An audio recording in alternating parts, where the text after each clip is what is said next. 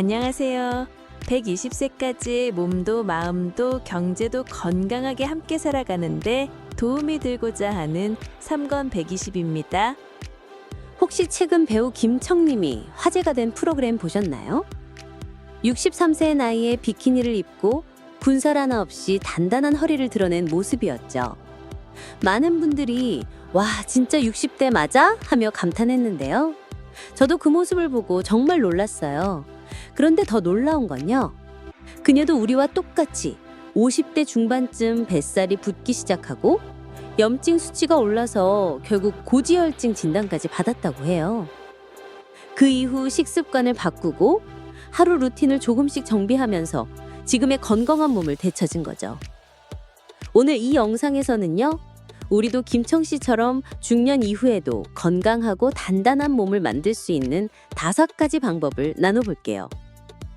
첫 번째, 왜 뱃살은 나이 들수록 빠지지 않을까? 자, 우리 나이쯤 되면 다들 이런 얘기 한 번쯤 하잖아요. 이제는 물만 마셔도 살이 쪄. 어릴 땐 아무리 먹어도 괜찮았는데 난 진짜 조금 먹는데? 근데 진짜 그럴까요? 사실 40대 후반부터 기초 대사량이 떨어지고 몸의 근육은 자연스럽게 줄어들면서 지방은 점점 더 잘 쌓이게 됩니다. 특히 여성의 경우에는 폐경 이후 에스트로겐이 급격히 줄면서 내장 지방이 더 쉽게 늘어나죠. 그런데 더 무서운 건요. 이 뱃살, 특히 속에 숨어 있는 내장 지방은 단순히 보기 안 좋은 것만이 아니에요. 눈에 보이지 않는 이 지방들이요.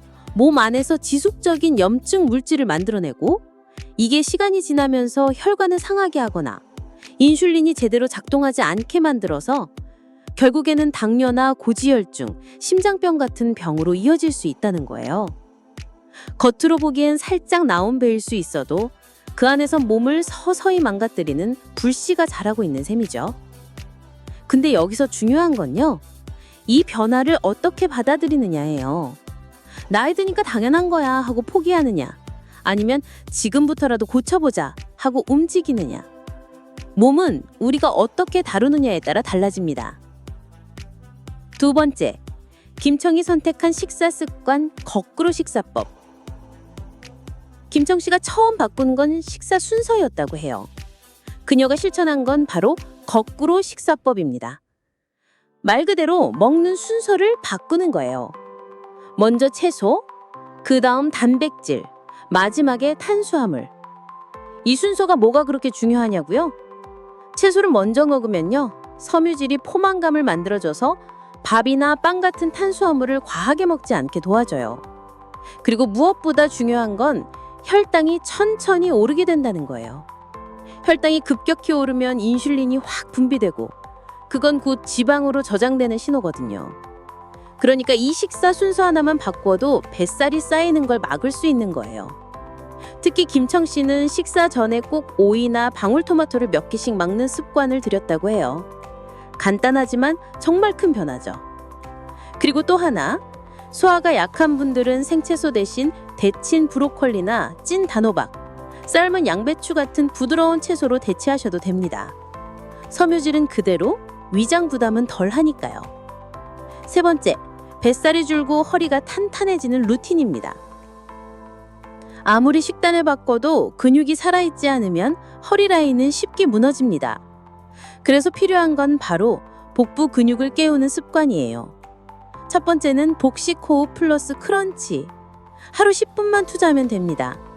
아침에 일어나서 또는 잠들기 전에 편하게 누워서 다음과 같이 해보세요. 1.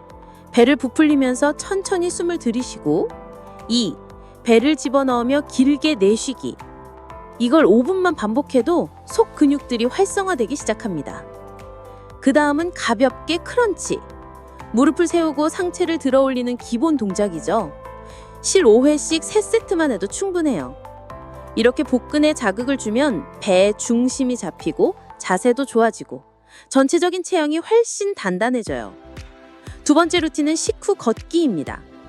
식사 후에 20분에서 30분 안에 천천히 20분 정도 걸어보세요.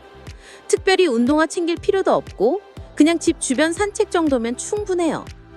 이 걷기가 혈당을 조절해주고 지방으로 저장되는 걸 막아줘요. 그리고 걷는 동안 마음도 가라앉고 불필요한 스트레스가 줄어들죠. 네 번째는 시청자분들이 자주 물어보시는 질문들 몇 가지 정리해 볼게요. 하루 몇 끼가 좋아요? 2끼든 3끼든 괜찮아요. 중요한 건 순서와 속도입니다. 간헐적 단식이 좋다는데요. 맞아요. 간헐적 단식 효과 있습니다. 하지만 너무 무리한 공복은 폭식을 부르기도 해요. 자신의 생활 리듬과 위 상태에 맞게 조절하는 게 핵심이에요. 다음 질문. 단백질 보충제 꼭 먹어야 하나요? 물론 드시면 좋지만 꼭은 아닙니다. 달걀, 두부, 생선, 콩 이런 기본 식재료들로도 충분히 보충할 수 있습니다. 여러분, 중년의 몸은요, 단순히 늙어나는 몸이 아니에요. 이제까지 살아온 삶의 흔적이 고스란히 담겨있는 나만의 집 같은 거예요.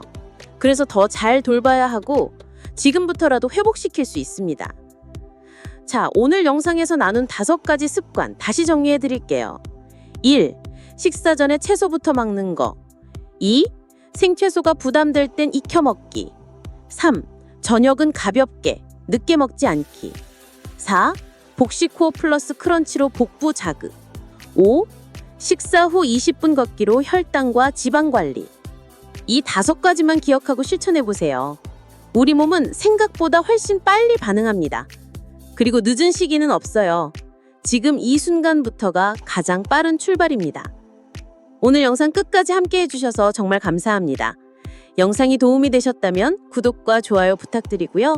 여러분만의 건강 루틴이나 궁금한 점이 있다면 댓글로 함께 나눠주세요. 몸도 마음도 경제도 건강한 3건 120. 여러분의 단단하고 아름다운 중년 응원합니다.